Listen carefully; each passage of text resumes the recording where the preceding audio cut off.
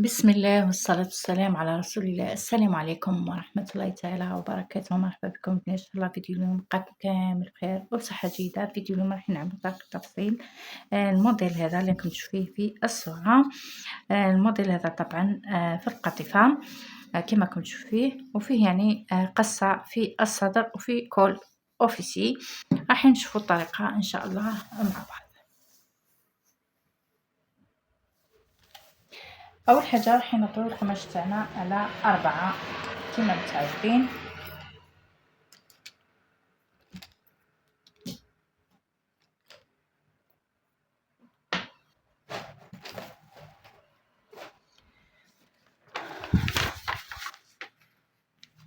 بهذه الطريقة. طبعا الجهة المفتوحة راح تكون للخلف، وراح يكون فيها سحاب. طبعا كيعود عندنا كول اوفيسي راح نعملو سحاب في الخلف. اول حاجة راح نديو نصف عرض الكتف، ثم نزول حردة الابط، ثم نحدد ربع دوران الصدر، ثم ربع دوران الخصر طبعا زائد قيمة الخياطة، ونوصل ما بين خط الصدر وخط الخصر بهذا الشكل، وننزل بالقندورة تاعي سواء كانت إيفازي أو دروات، يعني على حساب الموديل. هنا يعني راهو مش واضح لي إذا كان يعني إيفازي وإلا دروات. هنا كملنا البنات. طبعا نجيو هنا نصف الحردة ونخرجو هنايا من الزاوية 3 سنتيمتر ونرسمو الحردة تاعنا بهذه الطريقة.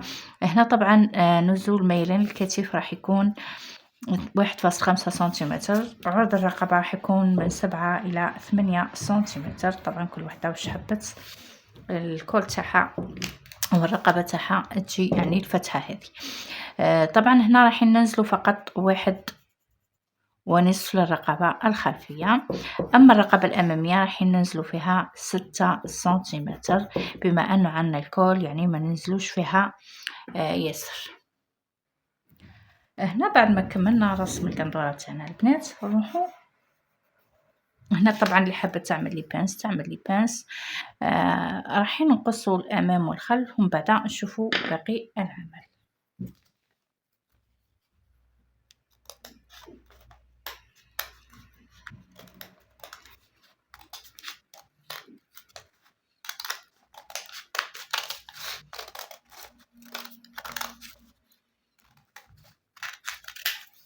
بهذه الطريقة راح نحيو الأمام وحده والخلف وحده. طبعا الخلف كما قلنا راح يجينا بهذا الشكل. كما قلت لكم اللي حابة دير لي بانس دير لي بانس تاعها.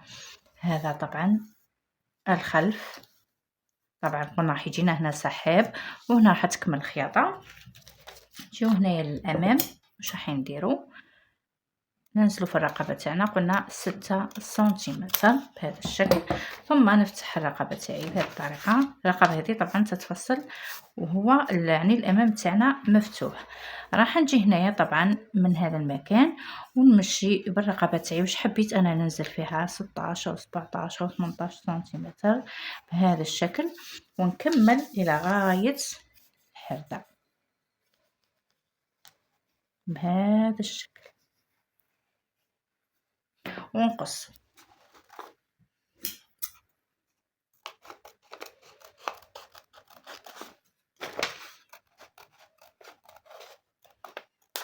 بهذه الطريقة.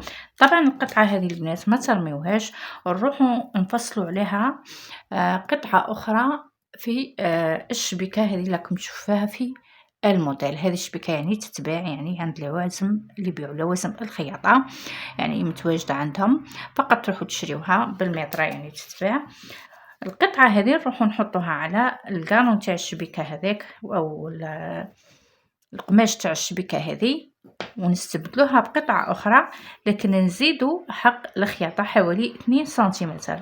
هنا البنات تقدروا تستشفوا المكان هذا من بعد تجيبوا القطعة تاعكم اللي تكونوا عاودتوا فصلتوها وتحطوها بهذا الشكل وتخيطوها، وإلا يعني تخيطوها من هنا وتروحوا إلى غاية تكملوا الخياطة حتى الأخير. كما قلنا هذه القطعة نستبدلوها بقطعة أخرى من القماش هذاك راكم تشوفوا فيه في الصورة أو في الموديل، يعني نبدلوها بقطعة من الشبكة هذيك، لكن نزيدو هنا حق الخياطه باش يعني ما ينقصناش القماش تاعنا، ومن بعد نرجعوها للمكان هذا. كما قلت لكم حبيتو تستشفوا المكان هذا، من بعد تجيبوا القطعه هذيك فقط وتخيطوها هنايا.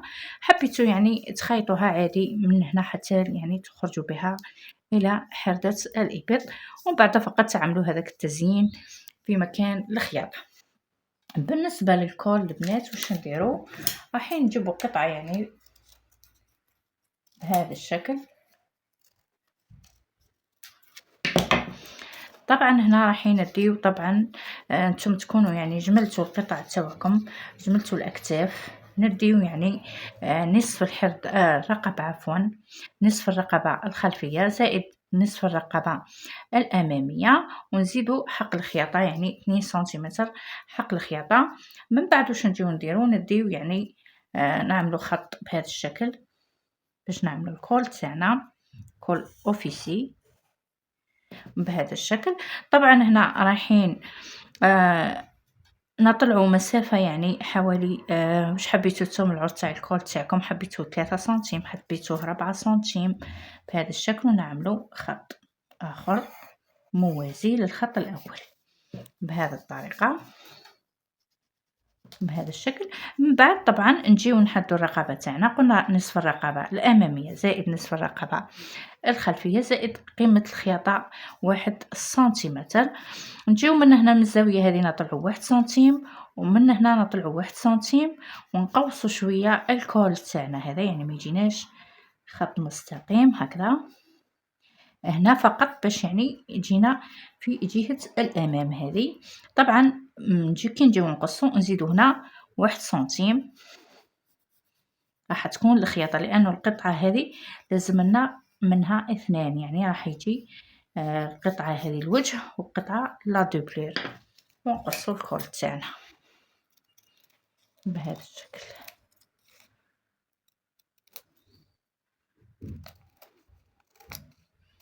كما قلنا القطعة هذه تعملوا لها التبطين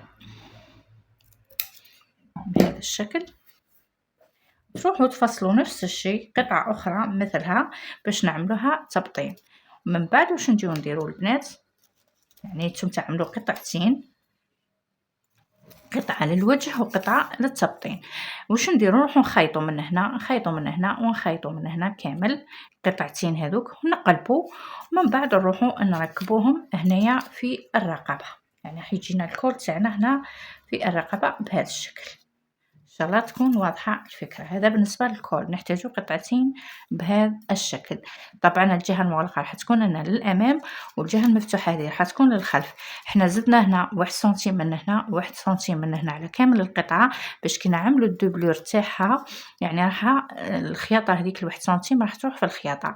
كي نكملو طبعا نروحو نركبوه في الرقبه تاعنا، يعني نبداو من الرقبه تاع الخلف هكذا نخيطو من الخلف ونجيو للامام ونعاودو نرجعو للخلف بهذا الشكل هكذا. ان شاء الله تكون يعني تفهمت النقطه هذه. تبقى لنا الاكمام يا بنات. الاكمام يعني هم اكمام عاديين عملناهم يعني عده مرات في القناه، يعني كم يعني فقط تفصلوه من الشبكه وكم يتفصل من القطيفه. هذا هو الموديل تاع اليوم البنات. هنا كما قلنا في الخلف راح يكون سحاب، هنايا راح نعملو سحاب في الخلف ونكملو هنا الخياطه. اما هنا الكول يعني راح يبقى لنا هنا مفتوح. حبيتو يعني تكملوا السحاب تاعكم حتى يعني الاعلى تاع الكول تفتحوه يعني من الخلف، حبيتو يعني تخليوه مفتوح وتوصلوا السحاب فقط للمنطقه هذه. هذا هو الموديل تاع اليوم البنات. ان شاء الله نكون افدتكم، نقول لكم الى الملتقى في فيديو اخر ان شاء الله، والسلام عليكم ورحمه الله تعالى وبركاته.